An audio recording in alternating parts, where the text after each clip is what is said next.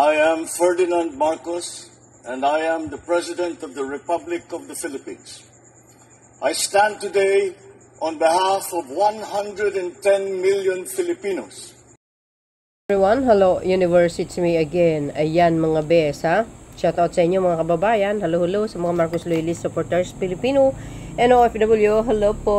Ayan, mayroon tayong good news na naman mga bes. Ayan, breaking news. Employment rate. Ayan, oh wow, maganda ito guys ha. Alam po natin si Pangulong Marcos Jr. umiikot sa bawat region ng Pilipinas. Bakit? Dinadala niya po doon yung job fair. So ibig sabihin, marami po ang natatanggap sa trabaho dahil sa ginawa ng effort ng Marcos administration as well as ang ating mahal na Pangulong Marcos na idea niya yung ganyang klaseng pamamaraan. Ito po ang resulta. Napakaganda ito mga kababayan. No? Basahin po natin. Sabi po ng Philippine Statistic Authority. Ay wow, social. Mga kababayan, ayan, employment rate tumaas. February 2025, 96.2%. Employment rate, may trabahong Filipino. Ay wow, social. Galing, no? Ganyan dapat ang Pangulo ganyan dapat ang politisyan ang pipiliin nyo. Matalino, may solusyon, diskarte, may pamaraan. Oh, di ba? Ayan o, wow, congratulations. Ayan o, unemployment rate 3.8% rate. OMGs. Agay. Oh, you see mga beswa, patuloy ang pagbuhos ng tagumpay sa ilalim ng administrasyon ni Pangulong Ferdinand R. Marcos Jr. matapos iulat ng Philippine Statistic Authority ang muling pagtaas ng employment rate o bilang ng mga may trabaho noong February 2025 na may 92.6. Ayan, kumpara noong January na may 95.7. Diba? Palapit ng palapit guys. Kalaunan magiging 100% ang nagkaroon ng trabaho. O, 'di ba? Ganyan dapat ang pipiliin yung politisyan na magaling mamuno. Kayo talaga, oo. Dapat ganyan, 'di ba? Hindi yung politisyan na pulpol. Si Pangulong Marcos Jr.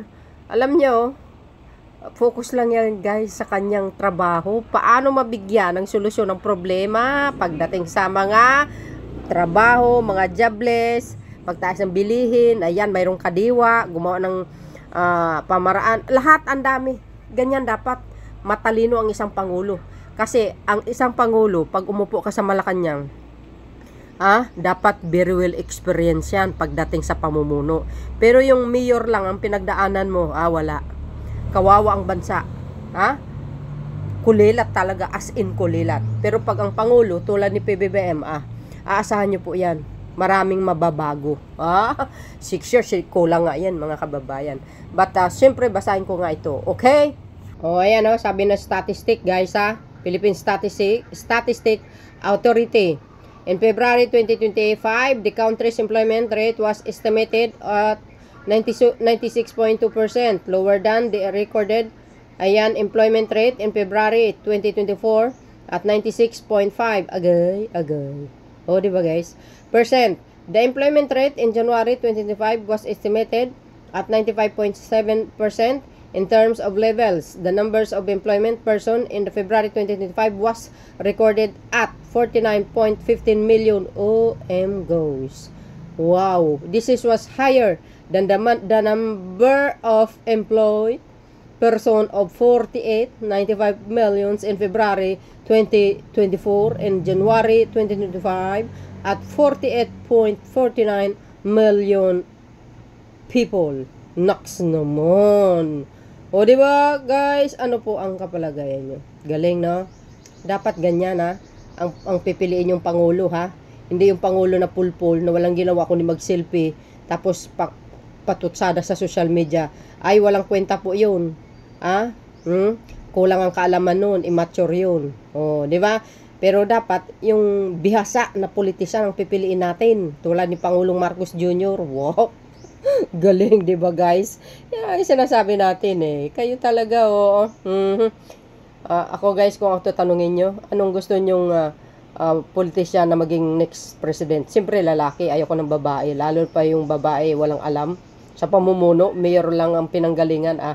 Hindi pwede po yan sa palasyo. Marami pong problema dapat solusyonin. So para kumpleto detalyado pang mga kababayan, panoorin nyo po ang ulat ni Yusek Castro. Ito po ang press briefing niya. Nako. Talagang itong secretary nito, gustong-gusto ko talaga, guys. So yun mga kababayan, see you again on my next upload video. Bye. And babush. God bless Philippines. Eto na.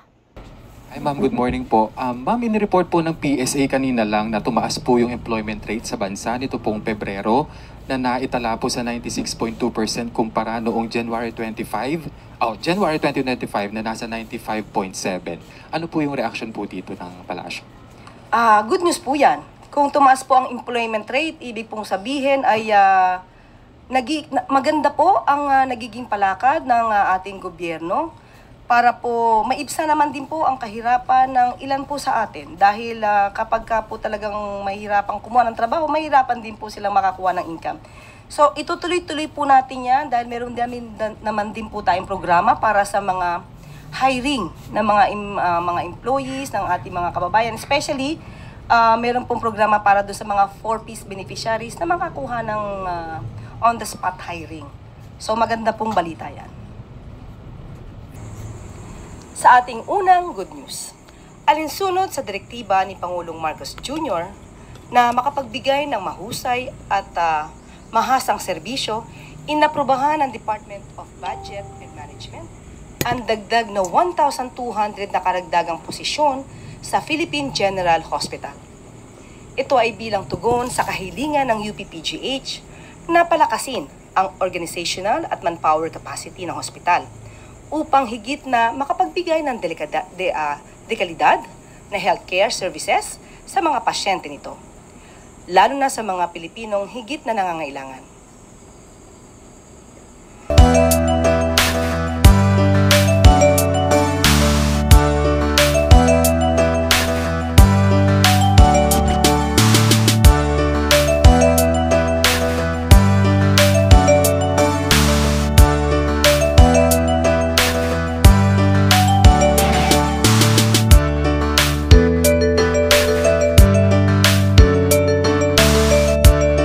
Inaasahang makakatulong sa pagpapalakas ng turismo ang pagpasok ng Canadian Airlines sa bansa. Ayon sa Department of Tourism, ang hakbang na ito ay makakatulong para palaguin pa lalo ang magandang cultural connection ng dalawang bansa habang tumutulong na palakasin ang ekonomiya ng dalawang bansa.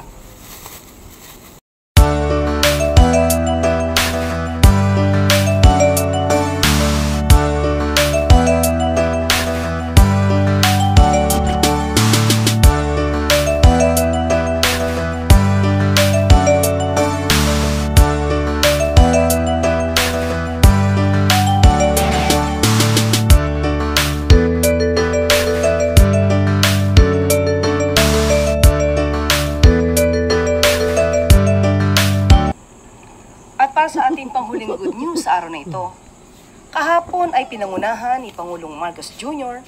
ang pagsira sa 3.25 bilyong pisong halaga ng mga electronic vape at accessories na nakumpiska ng Bureau of Customs bilang babala sa publiko laban sa smuggling. Tama. Upang matiyak ang tuloy-tuloy na tagumpay ng mga operasyon laban sa iligal na kalakalan, ipinatutupad ng BOC ang isang multi-pronged approach na kinabibilangan ng pinalakas na lokal at international na kooperasyon sa mga ahensyang nagpapatupad ng batas. Masusing pangangalap ng impormasyon, regular na pagbisita sa mga lugar na operasyon, at mas mahigit na mga hakbang sa kontrol sa pantalan.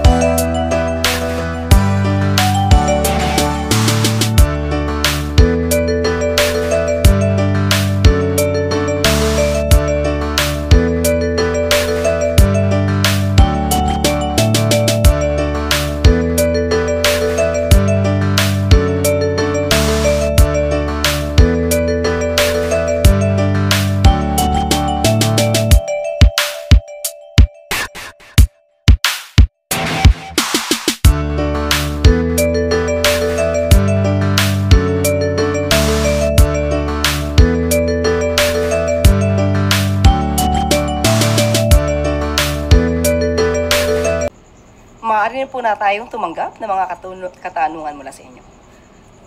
We'll begin with Clay Pardilla, People's Television. Good morning po, Yusek. Yusek, how does the government view the impact of additional manpower at the Philippine General Hospital on improving medical services, lalo na po sa mabilis na pag-attend sa mga pasyente po? Alam naman po natin na napakarami po mga Pilipino ang talagang pumupunta sa PGH dahil po ito'y nakakapagbigay ng magandang serbisyo at maaari pong napakaliit ng kanilang babayaran kapag po sila ay pumunta sa PGH. Kaya po minabuti po at sa direktiba na po ng ating Pangulo, si Pangulong Marcos Jr., na matagdagan pa po ang maaaring maging manpower, ang maaaring magsilbi sa nasabing ospital para mas marami pa pong Pilipino ang mabibigyan ng magandang serbisyo. Next, Leth Narciso, DZRH.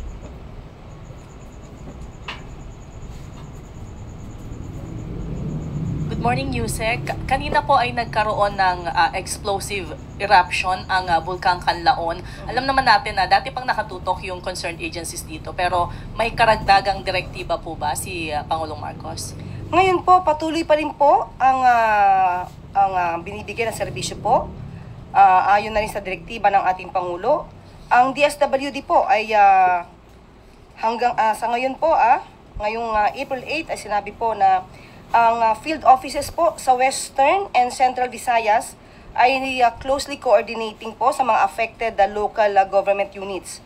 At patuloy pa rin po ang pagbibigay ng mga provisions of family food packs and non-food items sa ating mga kababayan na naaapektuhan. At sa ngayon po, level 3 pa rin po, ayon po sa field box, ang level, ang alert po. So, nandun pa rin po ang panawagan ng mga LGUs na wag po pasukin yung 6 kilometer radius dangerous zone. Ang LGU po ay humihingi sa Malacanang ng additional funding para matulungan yung mga apektadong residente. Ano po ang tugon ng palasyo dito? Kung kinakailangan po, ito po titignan po mabuti kung ano po ang pangangailangan ng mga LGUs at agad-agad pong bibigyan po ito ng tulong. I missed the second question from Clay Pardilla, PTV. Ma'am, the emergency cell broadcast system was created to warn public during calamities. What is the government's stand on reports that some candidates are using this system for political campaigning po? Wag po sana abusuhin ang itong emergency cell broadcast system dahil po pag sinabi pong emergency, dapat pang emergency lamang po. Hindi po to dapat inaabuso ng sino man para sa pansariling kapakanan. Okay, nagkaroon na rin po ng pag-iimbestiga ang DICT at ang NTC patungkol po dito. At sino man po na mapapatunayang nagkaroon ng paglabag sa batas ay sasampahan po ng kaso.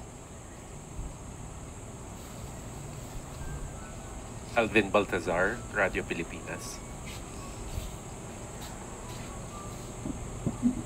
Good morning po. Just going back doon sa, now that we have a direct flight from Vancouver, Canada to Manila, anong positive effects sa tourism industry as well at sa ating economy, yung latest development tungkol dyan? And do we expect a much higher tourist arrival for this year compared to the previous years? Mas maganda po talaga kung tayo po ay magbabiyahe sa napakalayong bansa, talaga pong mas nanaisin po natin ang direct flight. At dahil dito, mas maraming pong turista mula sa nasabing bansa ang maaari nating i-expect na makarating sa Pilipinas dahil sa napakagandang pagkakataong ito na magkakaroon na po ng Canadian Airlines na diretsong pupunta sa Pilipinas at tayo din po ay diretso papuntang Canada. So maganda po ito para sa ekonomiya ng dalawang bansa. Wow, Kanina, galing. Yusek, may napangkin Ngayon ako sa lang nangyari yan. balita. Magpuputap na rin ng kadiwa ng Pangulo sa mga pabahay project ng administration.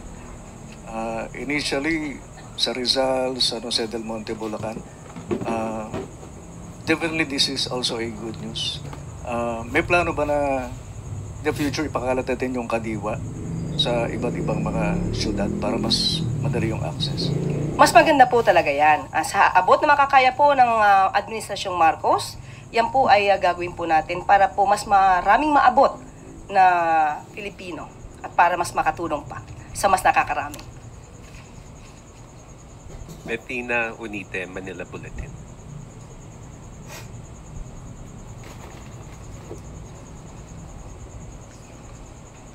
Good morning po, Yusek.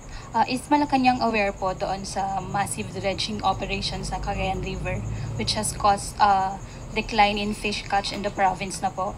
And Pamalacaya is actually blaming former President Duterte for his policy to back China-led dredging operations during his time. Ano po yung stand po ng Palace and kung may action po ba ang government to address this? Okay, base po sa DNR Regional Executive Director sa Cagayan Region, itong dredging po na to ay napahinto na po. Okay, at ang sinasabi din po dito ay hindi naman na po, wala na pong operation sa ngayon. At according to the statement, and I quote, the private sector that engaged had been stopped operation or had stopped operations in 2023 pa po. Okay? Allegedly due to poor market condition of the dredge materials. So, yun po. Matagal na po itong ipinahinto. At matagal na lang pong hindi to, wala pong activity sa nasabing lugar about dredging po. Krista Nadala, Newswatch Plus. Morning po, Yusek. Yusek, recently po nagkaroon ng dangerous maneuvers ulit yung China Coast Guard sa Philippine Coast Guard vessel sa waters ng Zambales. 2 days ago or a day ago, sabi po ay nagkaroon pa ng near collision yung China Coast Guard ship sa Philippine vessel. So how does Malacanang view this increasing activities ulit sa West Philippine Sea? Of course, concern po ang ating Pangulo sa mga nangyayari. Pero minimaintain pa rin po natin yung level of professionalism na may kasama pong fearless spirit of patriotism. So hayaan po natin na masagot ang detalye na po na ito ni Commodore Tariela. Ma'am, regarding naman po sa ICC case ni former President Duterte, we had an interview with Nicholas Kaufman, yung lead counsel niya, and sinabi niya one of the biggest challenges that they see dito sa case is a possible political manipulation. With some na parang sabihin, with his wide support ay pwede raw po siyang i-consider as flight risk. So how does Malacanang view this na parang sinasabi po ang challenge is political manipulation? Okay, we thought na the former president already requested that there should be no more statements to be made with regard to his case. But anyway, there is this declaration of Attorney Kaufman. Well, anyway, every lawyer desires and aspires to win all his cases for his clients. So, expected naman po natin na malamang ito ang magiging depensa po ni Attorney Kaufman. And siguro mas maganda rin po talaga kasi sinabi niya po na political manipulation of arguments. So it is also better for him to know who manipulates who. And of course, sabi nga natin, he should also be aware of the flight of the EJK families, of the EJK victims who are now allegedly being harassed by some of the Duterte supporters, according to Attorney Conti. So sana malaman po niya yan, and at the same time we understand his opinion on this, especially that he is representing the suspect, the former President Duterte,